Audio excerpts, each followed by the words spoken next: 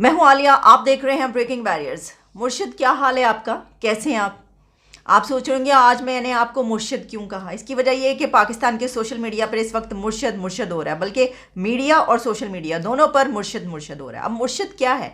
देखिए, मुर्शिद कहते हैं आप जैसे कोई मुरीद होता है ना, जैसे आप समझ लें कोई बाबा जी हैं, कोई बहुत पहुँचे हुए बुज़ुर्ग हैं, कोई बहुत ऐसी पहुँची हुई शख्सियत है जिसके पास मोक्कल हों, जिसके पास हो सकता है जन्नात भी हों, जिसका मतलब उसकी जो रूहानियत से बहुत ज़्यादा ताल्लुक़ हो, और लोग जो हैं उसको समझते हो कि भाई ये जो हैं ये कोई भी मेरिकल करके दिखा सकते हैं, तो उनको कहते हैं मुर्शद। वैसे तो आप इज़्ज़त में भी जो है आपके बड़े जिनसे आप मोहब्बत करते हैं बहुत ज़्यादा, उनको भी आप मुर्शद कह देते हैं कि भाई मैं आपका मुरीद हूँ, मैं आपका जानिसार हूँ, आप मुर्शद हैं। तो हमारे मीडिया पर इस वक्त जो मुर्शद मुर्शद हो रहा है उसकी वजह यह है कि एक और ऑडियो लीक हो गई है। और वो ऑडियो किसकी है? इमरान खान ने घड़ियाँ बेच दी, ये सिलसिला, ये ख़बरें कई रोज़ तक चलती रही, आप जानते हैं। तो उसी सिलसिले की ये एक कड़ी है कि सऊदी शहज़ादे की दी हुई वो बहुत कीमती घड़ियाँ, जिन पर कई एक नैरेटिव्स अब तक आ चुके हैं खान साहब की तरफ से, और आखिरकार उन्होंने ये कहा कि हाँ ये ऐसा हुआ है, वो तोशा खाना से ली और उसके बाद वो बेची गई। और फिर एक और साहब सामने आए थे, आपको पता है, जिन्होंने कहा था कि हमने जो है ये मैंने ख़रीदी हैं घड़ियाँ, और फिर ये भी आया कि जी फरा गोगी वहाँ पर पहुँची, उसने बेची। फिर उसके बाद बहुत कुछ होता रहा। तो अब एक और ऑडियो सामने आ चुकी, और वो ऑडियो है, मुबैना तौर पर हम कहेंगे, वैसे आवाज़ से तो बिल्कुल ऐसे ही लग रहा है कि उन्हीं की है, बुशरा बीबी जो कि इमरान खान की अहलिया वाइफ हैं, उनकी ऑडियो है। और जुल्फ़ी बुखारी, सैयद जुल्फ़िकार बुखारी जो कि इमरान खान के बड़े करीबी एक बंदे समझे जाते हैं और उनके बड़ी करीबी सपोर्ट है वो, जुल्फ़ी बुखारी, उनकी और इमरान खान की बेगम बुशरा बीबी के बीच गुफ्तगू हो रही है, और वो गुफ्तगू लीक कर दी गई है या लीक हो गई है, यानी कि ऑडियो मंजर आम पर आ गई है। तो वो जो हैकर भाई हैं उन्होंने ये किया है या किसने किया ये तो हम नहीं जानते, लेकिन वो जो ऑडियो लीक्स है उनका सिलसिला चल रहा है। अब ये एक नया कट्टा नहीं है, बल्कि जो पहले ही कट्टा खुला हुआ था उसकी ही एक नई कड़ी है। तो ऐसा करते हैं कि पहले हम ऑडियो आपको सुनाई देते हैं, जिसमें इससे पता क्या चलेगा, यानी ये जो ऑडियो आई है इससे क्या साबित हो रहा है, क्या इंप्रेशन है या क्या इससे पता चलता है। तो इससे पता ये चलता है कि इमरान खान की अहलिया ने जुल्फ़ी बुखारी को ये कहा कि खान साहब, यानी कि उस वक्त जो प्राइम मिनिस्टर थे इमरान खान, उनके हस्बैंड, वो ये घड़ियाँ बेचना चाहते हैं, उनके काम की नहीं हैं, तो उनको तो चाहिए नहीं, उनको ज़रूरत नहीं इसकी, तो ऐसा करें कि आप ये घड़ियाँ बेचें। मैं ठीक हूँ मुर्शद, आप कैसी हैं? अल्लाह के शुक्र, अल्हम्दुलिल्लाह।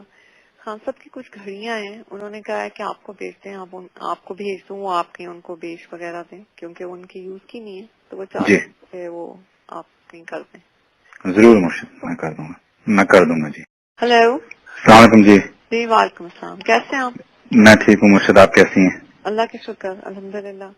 खान साहब की कुछ घड़ियां हैं, उन्होंने कहा है कि आपको बेचते हैं, आपको भेज दूं, वो आपके उनको बेच वगैरह दें, क्योंकि उनकी यूज की नहीं है, तो वो चाहते हैं वो आप कहीं कर दें। जरूर मुर्शद, मैं कर दूंगा, मैं कर दूंगा जी।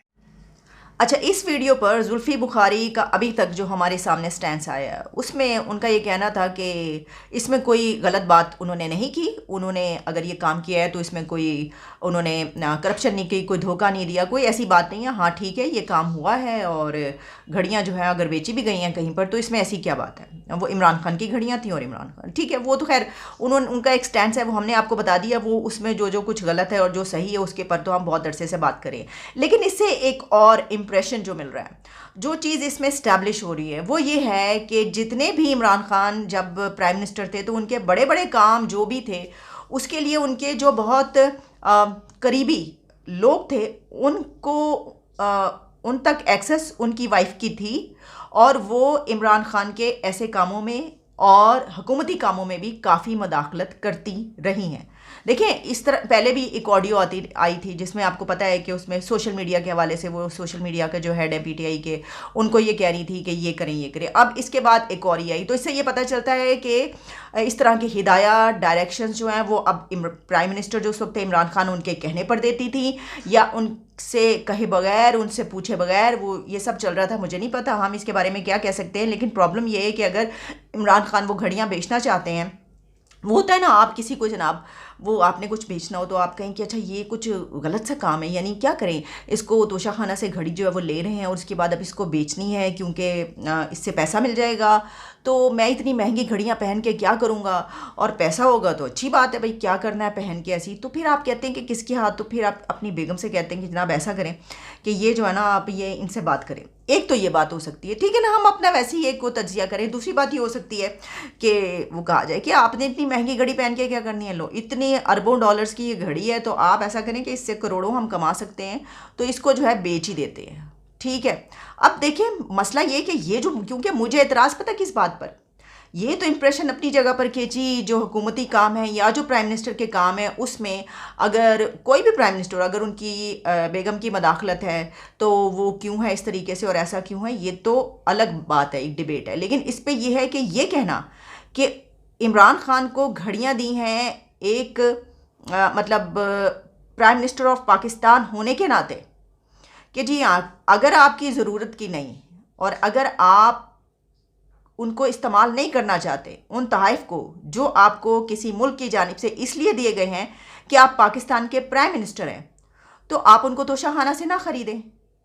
तो जब आप तोशाखाना से उनको ख़रीद रहे हैं तो इसका मतलब ये है कि आपको वो पसंद है और आप वो घड़ी पहनना चाहते हैं, बात तो ये है।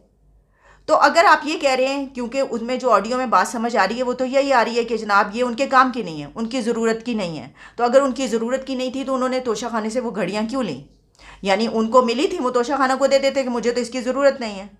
तो मतलब क्या ये ज़रूरी बात थी कि उसको जिसकी ज़रूरत नहीं है उसके पैसे लिए जाएं, उसको कम कीमत पे ख़रीद के? तो इससे पता ये चला कि जो भी तोहफ़ अगर तोशाखाना से लिए गए हैं तो वो पसंदीदगी की बिना पर, यानी आपको कोई चीज़ बहुत आप लाइक करें, आप कह रहे हैं ये तो मुझे बहुत पसंद आ गई, मैं इसको लेना चाहता हूँ, तो चलें ठीक है हम थोड़े पैसे देकर ले लेते हैं। नहीं, वो इसलिए कि क्योंकि उससे पैसे कमाने थे, इसलिए ये किया गया है, पैसे के लिए ये किया गया। इससे ये चीज़ इस्टेब्लिश हो रही है, जो कि बड़ी एक गलत इंप्रेशन है, बहुत गलत बात है ये, कि आप पसंद की बिना पर अगर आपको कोई बतौर वज़ीर आज़म पाकिस्तान आपको कोई चीज़ मिली है और आपने, आपके मुल्क ने उसको कभी ना कभी उसको वापस करना है, यानी उससे मुराद ये कि उसकी जगह पर और तोहफ़ दूसरे जब आते हैं तो उनको वापस करने हैं, लेकिन आप इसलिए लेते हैं कि आप उससे पैसा कमाना चाहते हैं। अच्छा, एक और ख़बर जो है वो तो आपको पता ही है, एक रोज़ पहले की खबर है कि जो नवाज़ शरीफ हैं वो जनवरी में वापस आ रहे हैं, ये बात सुनने को आ रही है, और वो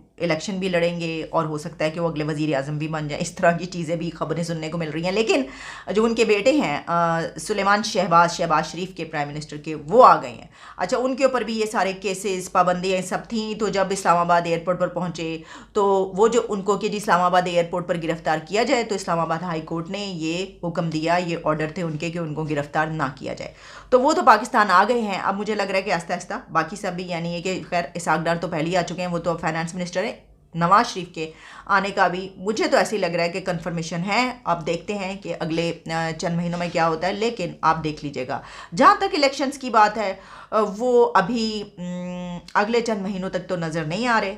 अच्छा, जहाँ ये सब खबरें चल रही हैं तो आपको पता है कि वीडियोस भी वायरल होती रहती है। तो एक वीडियो वायरल हो रही है व्हाट्सएप पे, उसमें एक चीफ सेक्रेटरी हैं बलूचिस्तान के, वो किसी जगह पर बैठकर उनके सामने मीटिंग कर रहे हैं कोई लोग, उनके सामने बिल्कुल टेबल पर एक केक पीस पड़ा हुआ है, केक का एक टुकड़ा पड़ा हुआ है और उसको एक साहब खा रहे हैं।